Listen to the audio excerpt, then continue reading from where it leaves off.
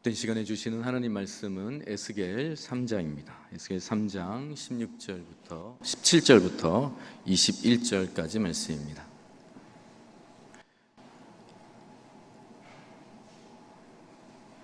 구약성경 1153페이지 정도에 있습니다. 에스겔 3장 17절부터 21절까지 말씀입니다. 이스라엘의 파수꾼이라는 제목으로 하나님 말씀을 나누도록 하겠습니다.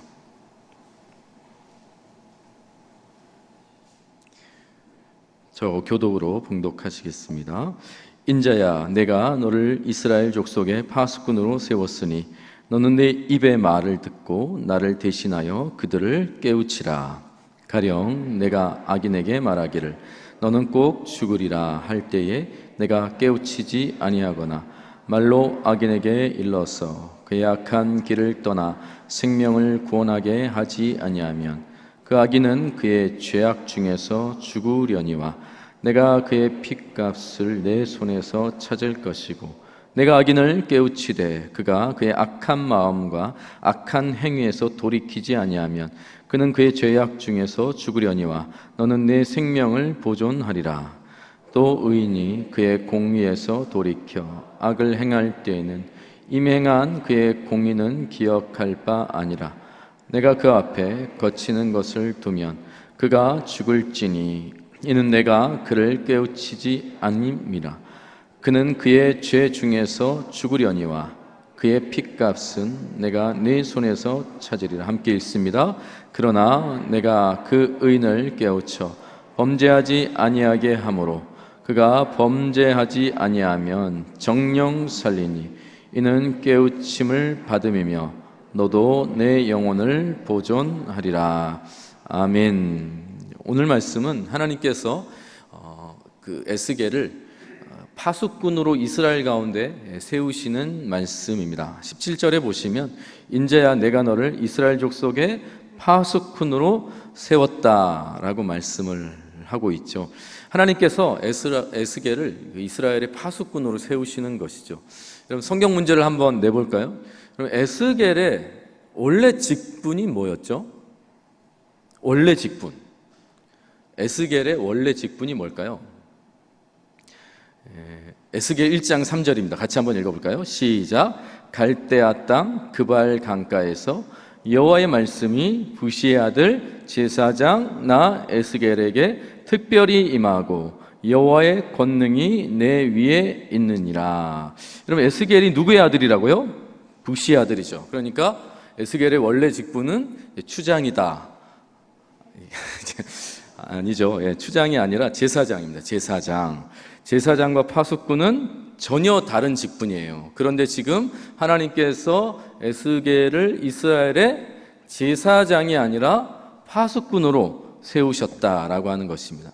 여러분 우리가 잘 아시다시피 상식적으로 제사장은 한 번 제사장은 죽을 때까지 제사장이잖아요. 그런데 하나님께서 지금 에스겔을 완전히 새로운 길로 새로운 사명으로 부르시고 또 보내시고 있다라고 하는 것입니다.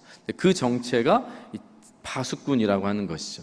여러분 에스겔을 제사장이 아니라 파수꾼으로 세우셨다는 것은 이스라엘 공동체에는 아주 특별한 의미가 있어요. 오늘 이 시간에 이스라엘에게 보내진 이 파수꾼이 의미하는 바가 무엇인지 오늘 말씀을 통해서 좀 확인하시고 저와 여러분에게 이 의미가 은혜로 적용되기를 주의 이름으로 축복합니다.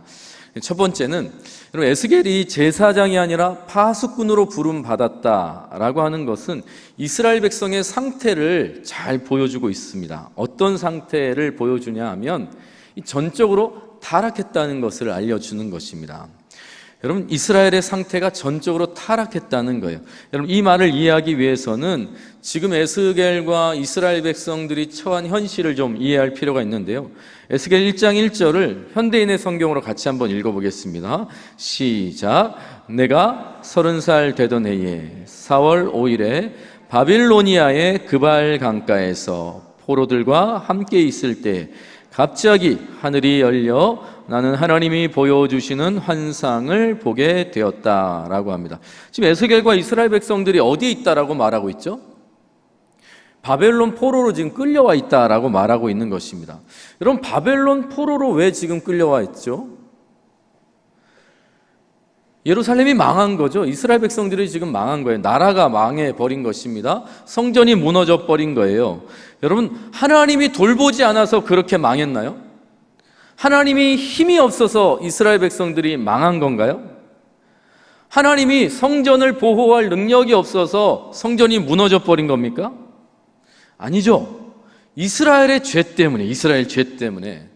그리고 하나님께서 지금 자기 백성을 심판하신 거예요. 그래서 바벨론 포로, 강가에서 지금 있다라고 말하고 있는 것이죠.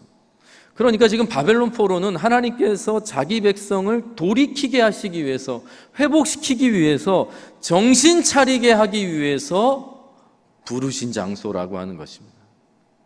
그럼 17절에 다시 보시면, 인자야, 내가 너를 이스라엘 족속의 파수꾼으로 세웠으니 너는 내 입의 말을 듣고 나를 대신하여 그들을 어떻게 하라고요? 깨우치라. 여러분, 지금 이스라엘 백성들에게는 제사장이 필요한 상태가 아니라는 거죠. 정신 차려야 되는 상태라는 것입니다. 깨워져야 되는 거예요. 파수꾼이 필요한 상태라고 하는 것이죠. 그래서 하나님께서 에스겔을 제사장이 아니라 파수꾼으로 부르시고 또한 보내고 있다라는 것입니다. 여러분, 제사장 한번 생각해 보세요. 어떤 사람입니까? 백성들에게 제물을 가지고 나오면 그것을 가지고 하나님께 나아가는 것입니다. 여러분, 어떤 사람이 제사장 앞에 나오겠어요? 스스로 죄를 아는 사람, 깨닫는 백성이 자기 죄를 대신해서 죽을 동물을 데리고 제사장에게 오는 거잖아요. 그리고 백성들은 하나님께 제사를 드린 것입니다. 여러분, 이걸 망하기 직전까지, 성전이 무너지기 직전까지 제사를 꾸준히 열심히 드렸단 말이에요. 그런데 하나님께서 제사를 드리는 그 성전을 무너뜨려 버렸다는 것이죠. 왜 그럴까요? 더 이상 이스라엘 백성들의 제사를 받길 원치 않는 거죠. 몸은 와서 드리는 거예요. 제물을 드리는 거예요. 그런데 마음이 없는 것이죠. 이런 상황에 무슨 제사가 필요하고 무슨 제사장이 필요하겠습니까? 여러분, 가슴을 찢지 않는데, 하나님 앞에 나와왔는데 동물 죽여서 뭐 할 거예요? 동물만 찢어 죽여서 무슨 소용이 있냐는 것이죠.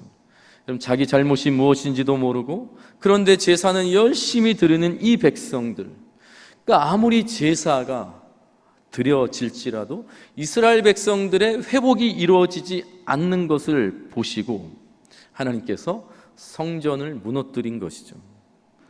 제사 제도를 폐하신 것입니다. 회개하지 않는 이 백성들의 패역함 앞에 여러분, 제사장은 아무 의미가 없는 거예요. 성전이 무너질 수밖에 없었던 것이죠. 여러분, 지금 하나님께서 에스겔을 제사장이 아니라 파수꾼으로 세우신 이유는 이스라엘 백성들이 스스로 하나님께 돌아올 능력을 잃어버렸다라고 말씀하시는 것과 같은 거예요. 너희에겐 더 이상 제사장이 필요 없다라고 말씀하시는 것이죠. 주님께 돌아갈 길을 완전히 잃어버렸다는 것을 보여주고 있는 것이죠. 자력으로 하나님을 찾고 하나님의 은혜로 회복될 수 있는 그런 상태가 아니라는 거예요. 그래서 전적 타락의 상태라고 표현한 것입니다. 여러분, 자정 능력이라는 게 있어요. 자연도 그렇고 사람도 그렇죠. 어느 정도까지는 가만 놔둬도요, 스스로 잘 회복을 합니다. 그러나 한계선이 넘어가면 이 자연 회복 능력이 상실해 버리죠. 그러면 억지로 해야 돼요. 억지로 뒤집어야 되고, 억지로 찔러야 되고, 억지로 잘라야 되고, 억지로 끄집어내야 되고, 억지로 붙이고 해야 고쳐지는 것이죠. 이게 지금 이스라엘 백성의 상태였다는 것입니다. 마치 나병 환자가 자신의 손톱이 떨어져 나가는지도 모르고 내 살이 불에 타 들어가는지도 모르는 이 영적으로 완전히 감각을 상실해버리는 상태가 지금 이스라엘의 상태라고 하는 것입니다. 이게 제사장이 아니라 파수꾼을 세우신 하나님의 뜻이라고 하는 것이죠. 하나님께서 이제는 저들이 오기를 기다리지 않아요. 기대하지 않는다는 것입니다. 파수꾼을 세우셨다는 것은 이제 하나님께서 찾아가시겠다라고 하는 것이죠. 자정 능력을 완전히 상실해버리고 하나님께 나아올 능력을 상실해버린 이 백성들에게 제사장이 아니라 파수꾼을 세워서 이제 찾아가시겠다는 거예요. 절망적이지만 소망의 메시지가 담겨 있다라고 하는 것이죠. 오늘도 예배를 드리는 동부교회 성도 여러분, 에스겔 시대 지금 이스라엘 백성들에게는 성전에서 거하는 이 거룩한 옷을 입고 또 존경받을 그런 사람이 필요하지 않다는 거예요. 제사를 대신 드려줄 제사장이 필요한 게 아니라는 거예요. 이들의 상태는 파수꾼이 필요하다라고 하는 것입니다. 여러분, 이스라엘이 얼마나 지금 망했는지, 얼마나 가망성이 없는지를 잘 보여주고 있는 것이죠. 여러분, 파수꾼을 통해서 하나님께서 깨우셔야 할 만큼 그렇게 절망적인 상태라고 하는 것을 제사장이 아니라 파수꾼을 세우신 말씀을 통해서 볼 수 있는 것이죠. 사랑하는 주의 백성 여러분, 오늘도 우리에게 여러분, 내가 스스로 하나님께 나아갈 수 있는 존재인지 상태인지, 아니면 정말 하나님이 나를 깨워 주셔야 하는 상태인지 영적으로 좀 나를 잘 점검하실 수 있는 이 오후 예배 시간이 되기를 간절히 주의 이름으로 부탁드립니다. 두 번째는 뭔가 하면, 여러분, 그렇다면 하나님께서 에스겔을 파수꾼으로 보내셔서 지금 무엇을 하시겠다라고 말씀하시는 것인가라는 것입니다. 지금 파수꾼의 역할에 대한 이야기인데요, 여러분 17절 다시 한 번만 보시면, 인자야, 내가 너를 이스라엘 족속의 파수꾼으로 세웠으니 너는 내 입의 말을 듣고 나를 대신하여 그들을 깨우치라 라고 말하고 있어요. 여러분, 파수꾼의 역할이 분명하게 드러나 있는데요, 첫 번째는 뭐냐면 하나님의 말씀을 담아야 한다는 것입니다. 여러분, 파수꾼의 입에는 하나님의 말씀이 담겨져야 하는 것이에요. 자신의 경험이나 지식이나 또한 윤리나 또한 처세술이 아니라 여러분, 하나님께서 세운 사람이기 때문에 하나님의 말씀을 담아서 이스라엘 백성들 가운데 보내져야 하는 사람이 이 파수꾼이라고 하는 것이죠. 그러니까 지금 이스라엘 백성들에게 필요한 게 뭐예요? 제사가 아니라 말씀이라고 하는 것이죠. 깨어나야 할 말씀이 필요하다라는 것입니다.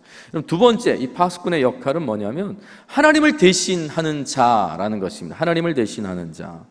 여러분, 오늘 그 말씀에 보면 하나님의 사람인 에스겔을 부를 때 하나님의 사자라고 부르지 않고 인자야라고 부르고 있어요. 인자야, 인자야, 인자야라고 하나님께서 에스겔을 부르고 있다라고 하는 것입니다.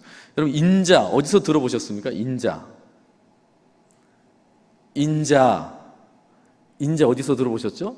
신약에 보면 예수님을 인자라고 스스로 부르시잖아요. 그럼 지금 무엇을 말하고 있냐면 하나님께서 에스겔을 마치 당신의 아들 예수님을 부르듯 부르신다는 거예요. 에스겔의 정체성은 에스겔이 아니라 하나님의 아들과 같이, 하나님의 대리자와 같이 지금 보냄을 받고 있다라고 하는 것입니다. 에스겔은 에스겔로서 이스라엘 백성에게 나아가는 것이 아니라 하나님의 대리자로서 하나님의 말씀을 담아서 이스라엘 백성들 가운데 가는 거예요.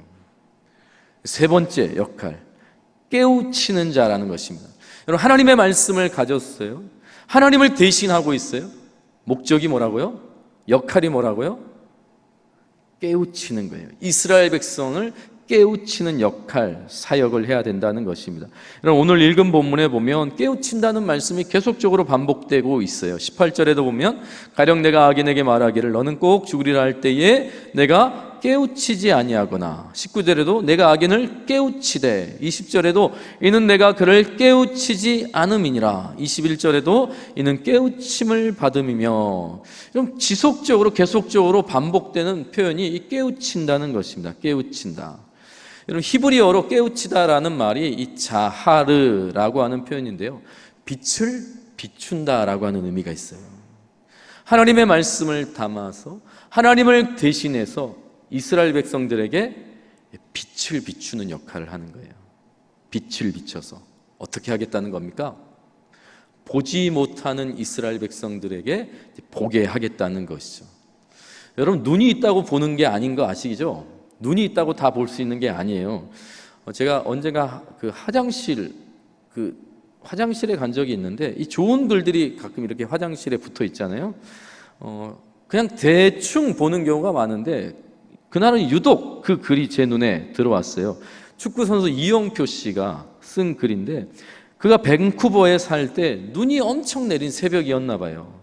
기도를 하고, 크리스찬이니까 기도를 하고 눈을 떴는데 너무 많은 눈 때문에 마을 전체가 그냥 정전이 되어버린 거예요.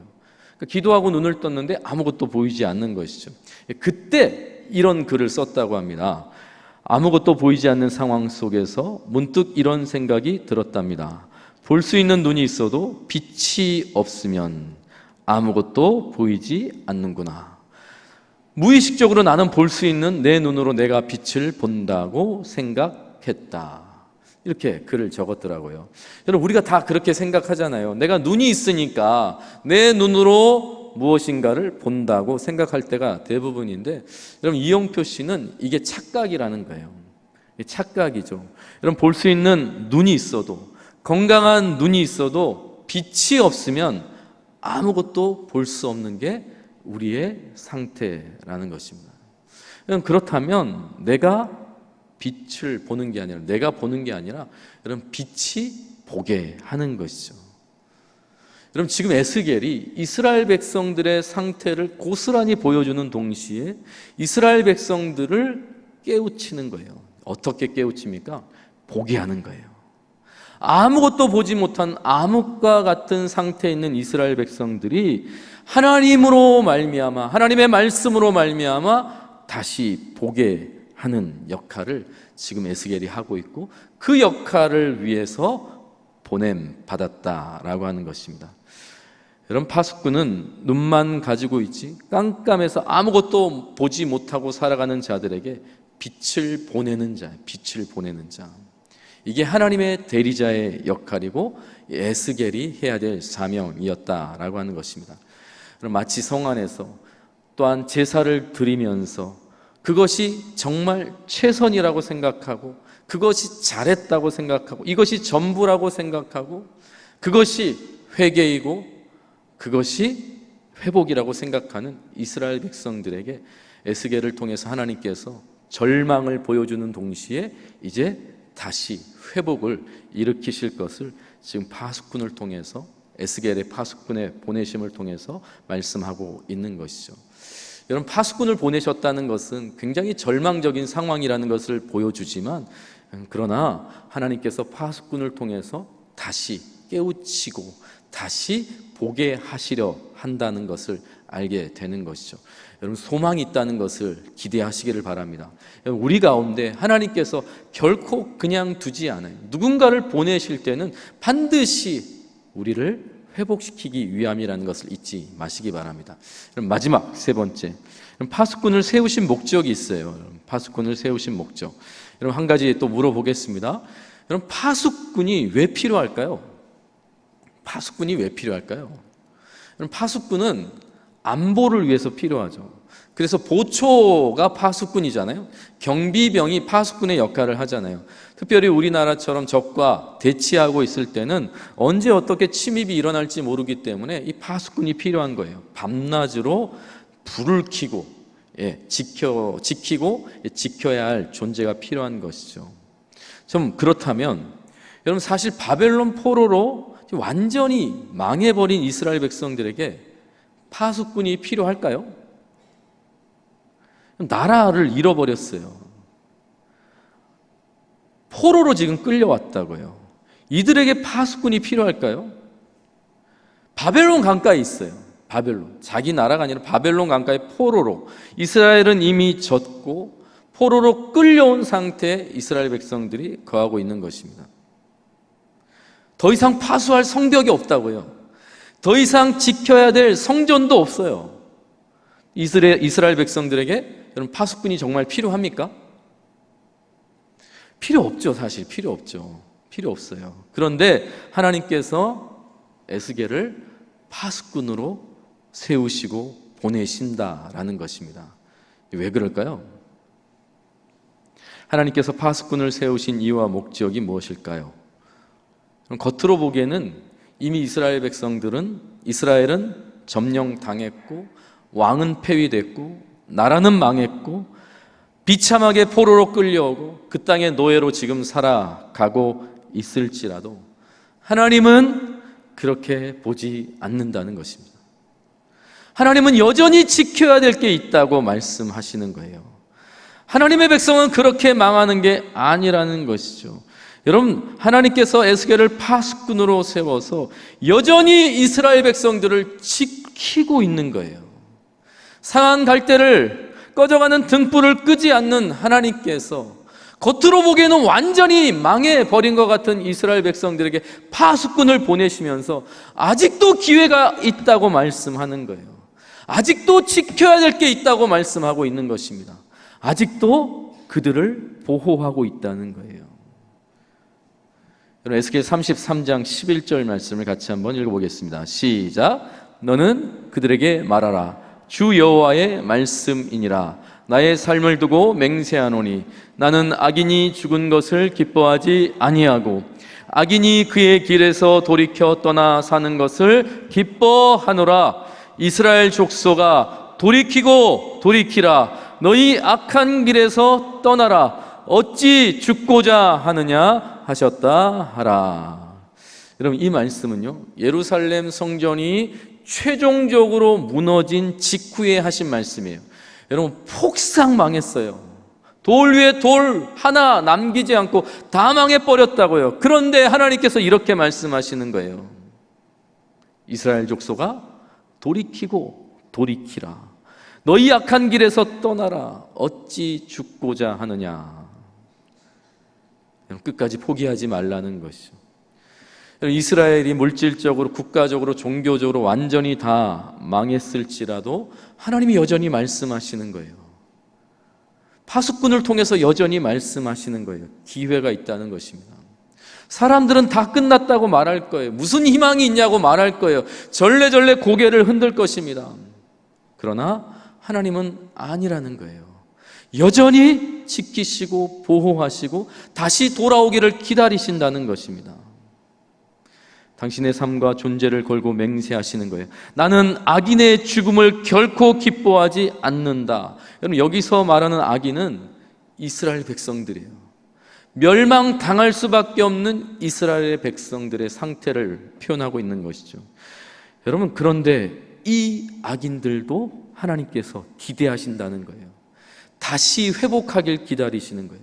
비록 죄짓고 제사를 드리면서도 회개하지 않는 이 악한 자들, 주님의 가슴에 칼질을 하면서도 도대체 자신들이 무슨 죄를 짓는지 알지 못하는 자들, 창녀처럼 음녀처럼 이방신 다 끌어다가 섬기면서도 여전히 제사를 드리는 이 악한 자들, 자신이 난 자식도 자기 성공과 만족을 위해서 불로 태우면서 또 제사를 드리는 이 악한 백성들, 끝까지 죽으려고 악을 쓰는 이 악한 백성들을 향해서도 하나님께서는 여전히 기회가 있다고, 돌이키라고 말씀하고 있다라고 하는 것입니다.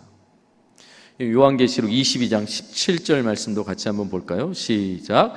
성령과 신부가 말씀하시기를 오라 하시는도다.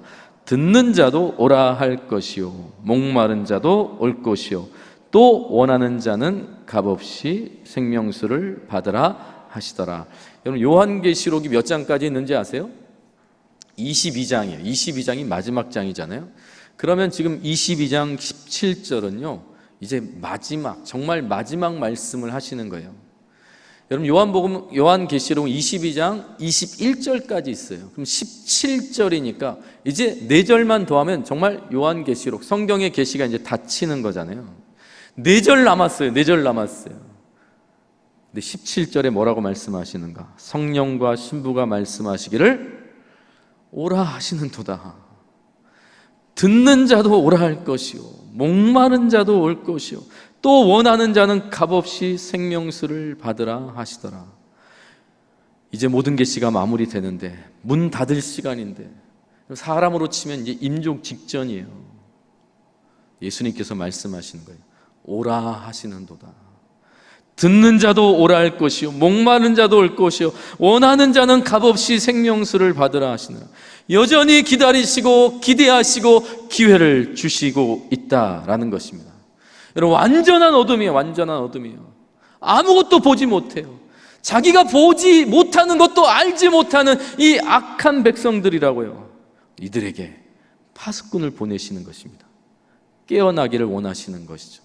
여전히 그들을 지키기를 원하시는 거예요. 이게 주님의 마음이라는 것입니다. 이 주님의 마음을 오늘 이 오후 시간에 선물로 받으시고 세상 가운데서 살아가시고 그리스도인으로 살아가시는 동부교회 성도 되기를 주의 이름으로 부탁드립니다. 기도하시겠습니다. 사랑하는 주님, 여전히 기다려주셔서 감사합니다. 아무 공로 없이 무능력하고 모든 것을 다 잃어버린 나에게, 우리에게 여전히 찾아와 말씀해 주셔서 참 감사합니다. 상한 갈대를 꺾지 아니하시고 꺼져가는 심지를 끄지 아니하시고 깨우시고 말씀하시고 들을 귀까지 허락해 주셔서 감사합니다. 우리를 향한 주님의 마음과 그 뜻에 몸부림치며 반응할 수 있는 주의 성도 되게 하여 주시옵소서. 오늘 오후 예배 이후에 그 은혜가 실제가 되게 하여 주시옵소서. 예수님 존귀하신 이름으로 기도드립니다. 아멘. 아멘.